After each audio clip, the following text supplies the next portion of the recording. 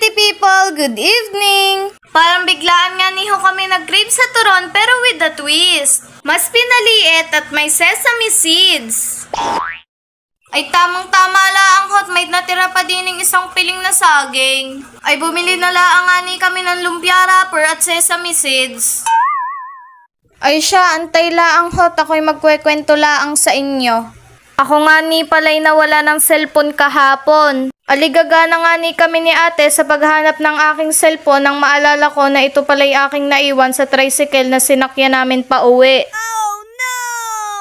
Di ko na malaya na wala na pala sa aking bulsa. Kami nga ni hoy nagantay ni ate ng napakatagal sa waiting shed ng ilang oras. Nagbabaka sakali nga ni ho kami na mapapabalik pa sa amin yung cellphone na naiwan sa tricycle. Iniisip ko rin pong magiging reaksyon ni mami kapag nalaman niya.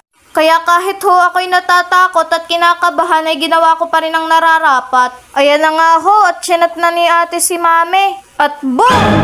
Tama nga ho ang hinuha ng babaeng ito. Ay siya, tayo nga ni ho munang magluto.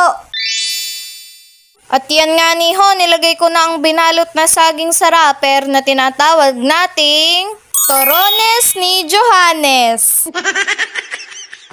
Siya, ituloy na nga ni ho natin. At yun na nga ni ho. Tama ang hinuha ng babaeng ito. Diga ho ay napagalitan nga. Ako'y ngatal ho nung binibidyuhan ako ni ate. Dila ang ho ako ngatal sa takot. Ngatal din ho ako sa gutom. Uho. Kaya ho namin hinantay, nagsisin sa message. Ibig sabihin ho'y nababasa niya, alam din ho niya na may naghahanap na ng cellphone.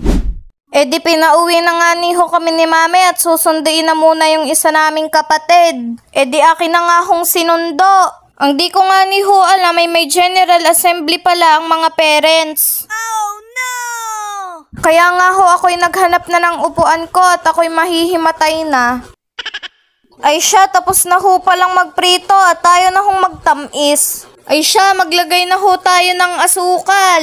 Haluin at antayin mag-caramelize. Pag naiga at lumapot na nga ni ho ang asukal ay pwede nang ilubog sa kahirapan ng turon ni Johannes. Pag iniligay nyo na nga ni ho ang mini turon ay pwede nyo na ho halu-haluin hanggat sa kumapit ang tamis. Let's go!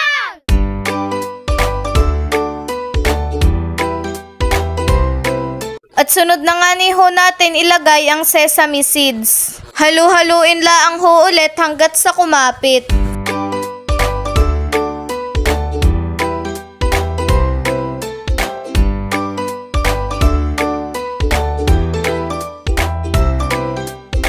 At charan, luto na po ang Torones ni Johannes. Sarap! Yummy! Areho ang tawag sa turon sa ibang lugar kaya ginaya ko laang ho. Ay siya ho, tayo na hong kumain. Yummy! Back to story na ho ulit. Sabi nga ho ni daddy, hayaan na laang ang cellphone dahil kung isasauli pa yon ay isasauli talaga lalo na ho kung nagsin ang nakakuha. Kaya ho, hahayaan na lamang namin at baka mas kailangan niya ang cellphone kaya hindi niya na sinauli sa amin. Sa totoo laang ho, kapriti, aminado naman ho ako na kasalanan ko din dahil ako'y makakalimutin. Kaya kapriti, sana may aral kayong natutunan dito. Hanggang dito na lang, pretty people! Alae nga ni!